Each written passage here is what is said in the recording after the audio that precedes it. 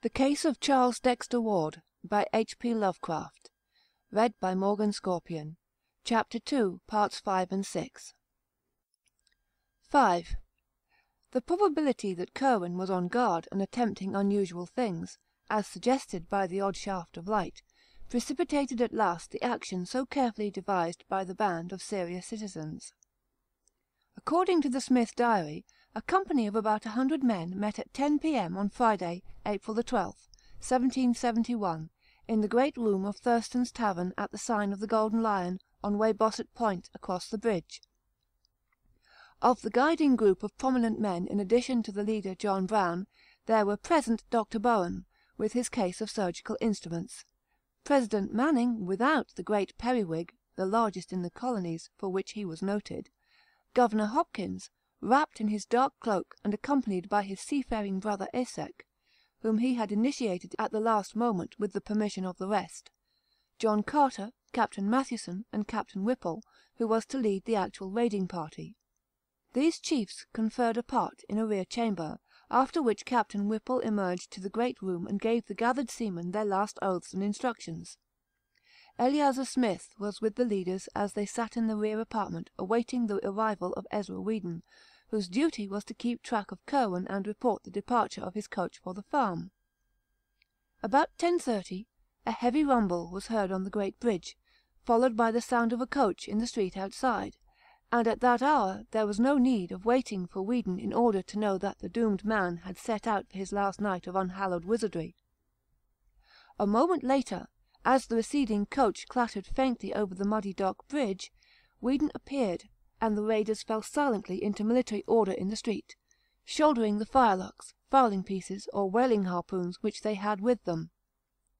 Whedon and Smith were with the party, and of the deliberating citizens there were present for active service Captain Whipple, the leader, Captain Esek Hopkins, John Carter, President Manning, Captain Mathewson, and Dr. Bowen, together with Moses Brown, who had come up at the 11th hour, though absent from the preliminary session in the tavern. All these freemen and their 100 sailors began the long march without delay, grim and a trifle apprehensive as they left the muddy dock behind, and mounted the gentle rise of Broad Street toward the Pawtuxet Road. Just beyond Elder Snow's church some of the men turned back to take a parting look at Providence, lying outspread under the early spring stars. Steeples and gables rose dark and shapely, and salt breezes swept up gently from the cove north of the bridge. Vega was climbing above the great hill across the water, whose crest of trees was broken by the roof-line of the unfinished college edifice. At the root of that hill, and along the narrow mounting lanes of its side, the old town dreamed, old Providence, for whose safety and sanity so monstrous and colossal a blasphemy was about to be wiped out. An hour and a quarter later the raiders arrived, as previously agreed, at the Fenner farmhouse, where they heard a final report on their intended victim. He had reached his farm over half an hour before, and the strange light had soon afterwards shot once more into the sky, but there were no lights in any visible windows. This was always the case of late. Even as this news was given, another great glare arose toward the south, and the party realized that they had indeed come close to the scene of awesome and unnatural wonders.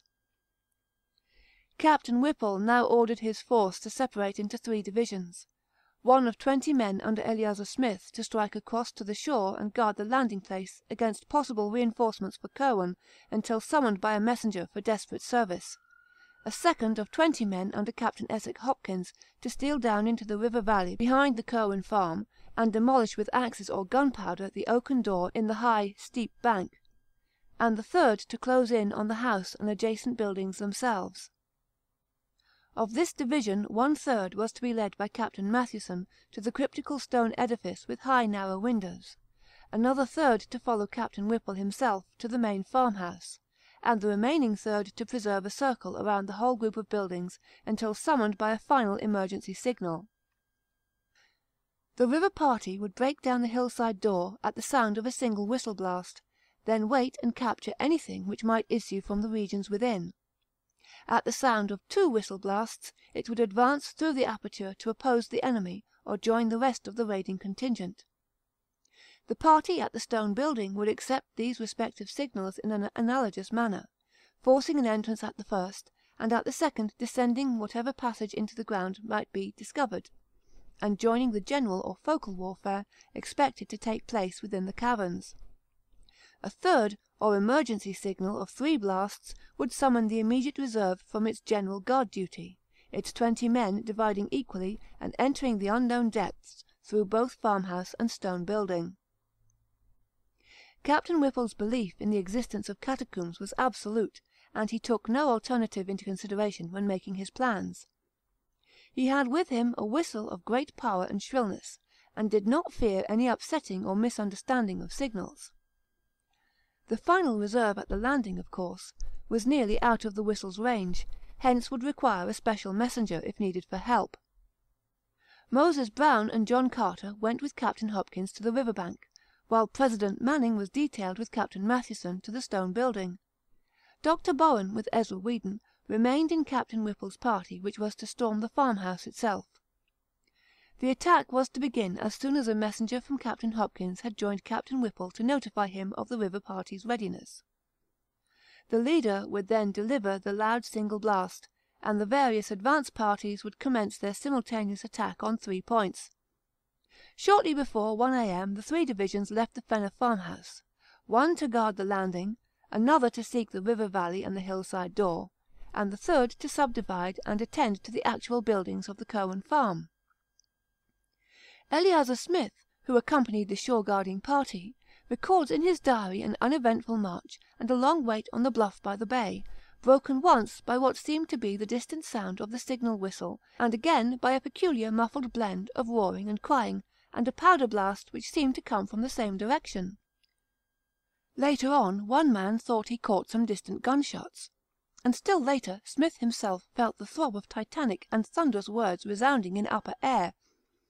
It was just before dawn that a single haggard messenger, with wild eyes and a hideous unknown odour about his clothing, appeared and told the detachment to disperse quietly to their homes, and never again think or speak of the night's doings, or of him who had been Joseph Curwen.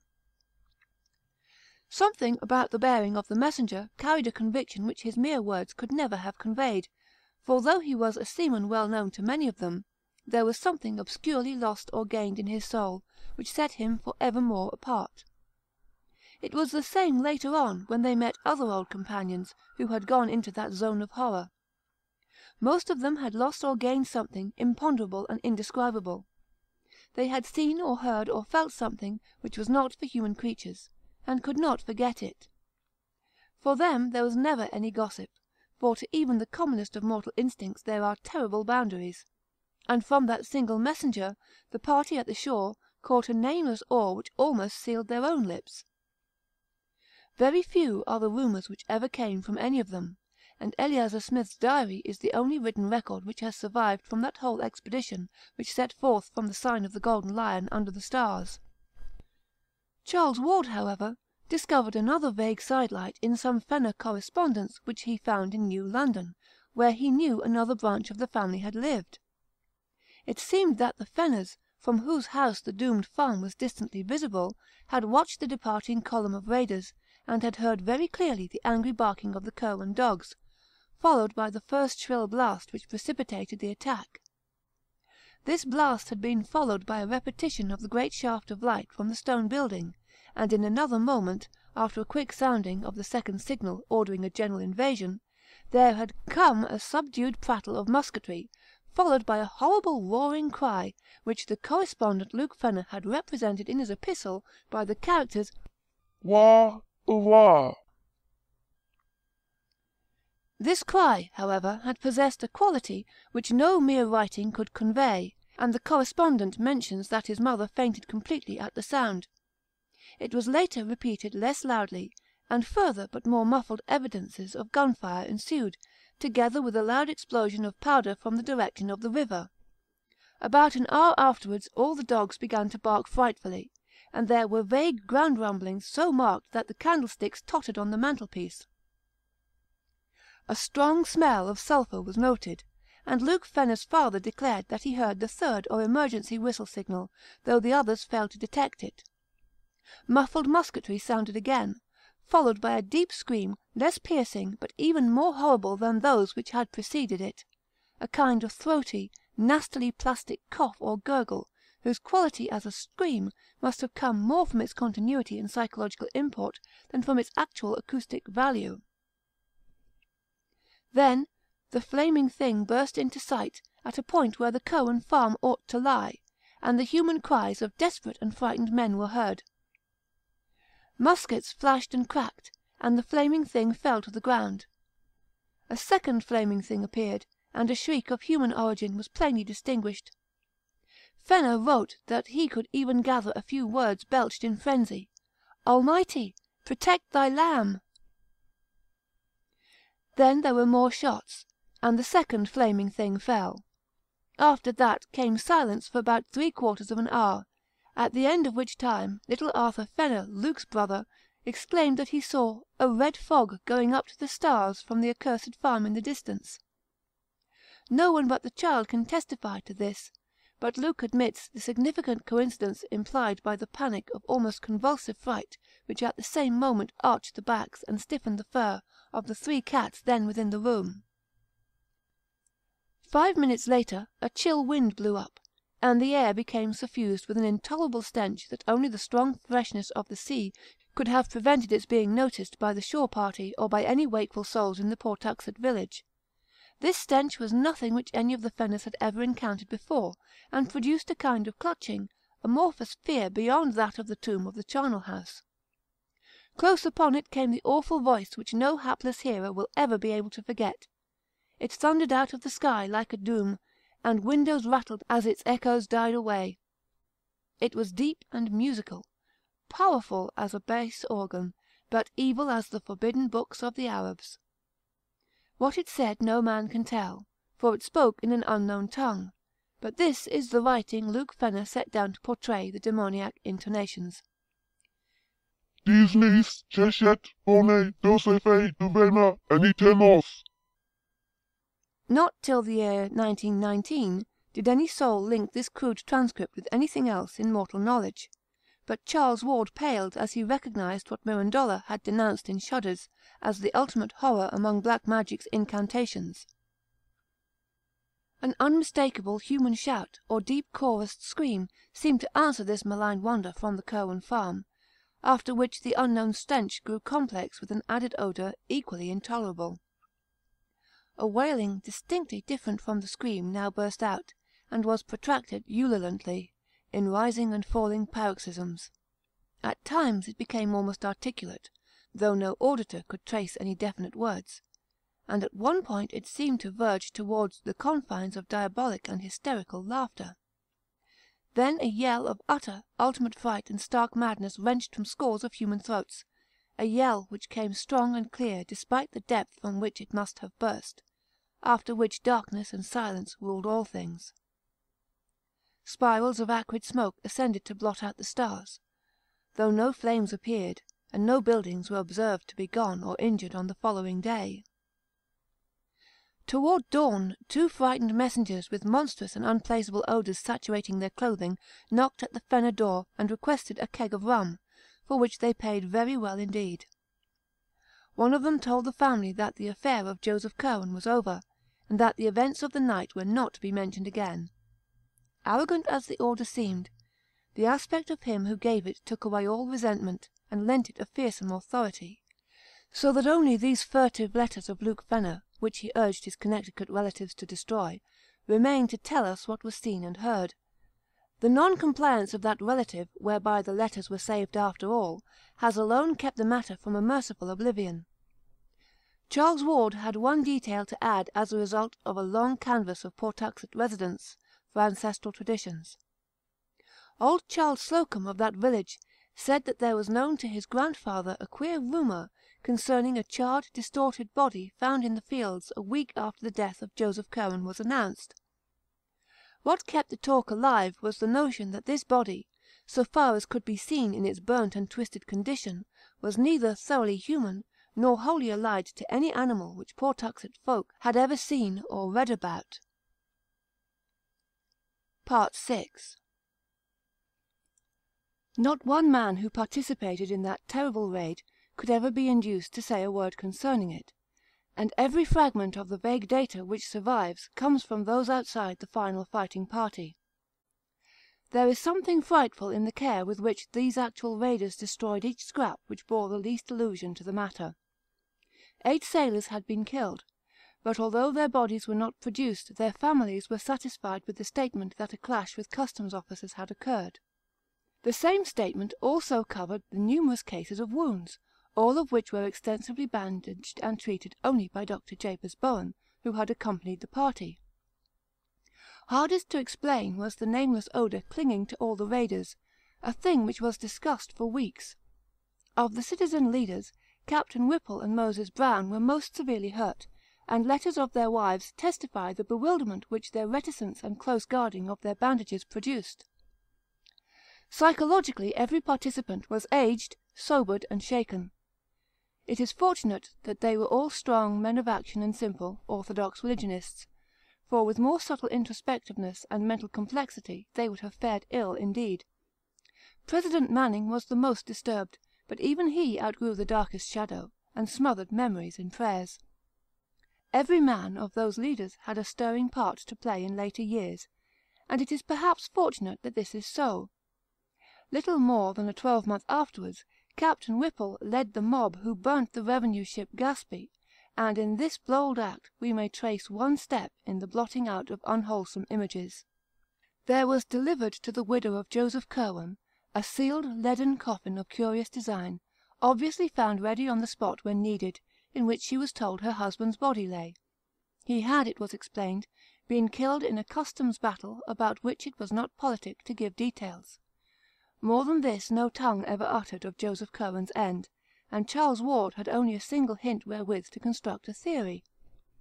This hint was the merest thread, a shaky underscoring of a passage in Jedediah Orne's confiscated letter to Curwen, as partly copied in Ezra Whedon's handwriting. The copy was found in the possession of Smith's descendants, and we are left to decide whether Whedon gave it to his companion after the end, as a mute clue to the abnormality which had occurred, or whether, as is more probable, Smith had it before, and added the underscoring himself from what he had managed to extract from his friend by shrewd guessing and adroit cross-questioning. The underlined passage is merely this: I say to you again, do not call up any that you cannot put down, by the which I mean, any that can in turn call up somewhat against you, whereby your powerfulest devices may not be of use. Ask of the lesser, lest the greater shall not wish to answer, and shall command more than you. In the light of this passage, and reflecting on what last unmentionable allies a beaten man might try to summon in his direst extremity, Charles Ward may well have wondered whether any citizen of Providence killed Joseph Curwen. The deliberate effacement of every memory of the dead man from Providence life and annals was vastly aided by the influence of the raiding leaders. They had not at first meant to be so thorough, and had allowed the widow and her father and child to remain in ignorance of the true conditions. But Captain Tillinghast was an astute man, and soon uncovered enough rumours to whet his horror and cause him to demand that the daughter and granddaughter change their name, burn the library and all remaining papers, and chisel the inscription from the slate slab above Joseph Curwen's grave. He knew Captain Whipple well, and probably extracted more hints from that bluff mariner than any one else ever gained respecting the end of the accursed sorcerer. From that time on the obliteration of Curwen's memory became increasingly rigid, extending at last by common consent even to the town records and files of the Gazette. It can be compared in spirit only to the hush that lay on Oscar Wilde's name for a decade after his disgrace, and in extent only to the fate of that sinful king of Runazar in Lord Dunsany's tale, whom the gods decided must not only cease to be, but must cease ever to have been. Mr. Tillinghast, as the widow became known after 1772, sold the house in Olney Court and resided with her father in Power's Lane till her death in 1817. The farm at Pawtuxet, shunned by every living soul, remained to moulder through the years, and seemed to decay with unaccountable rapidity. By 1780 only the stone and brickwork were standing, and by 1800 even these had fallen to shapeless heaps. None ventured to pierce the tangled shrubbery on the river bank behind which the hillside door may have lain, nor did any try to frame a definite image of the scenes amidst which Joseph Curwen departed from the horrors he had wrought. Only robust old Captain Whipple was heard by alert listeners to mutter once in a while to himself, "Pox on that bastard, but he had no business to laugh while he screamed. 'Twas as though the damned bastard had something up his sleeve. For 1/2 a crown I'd burn his goddam home."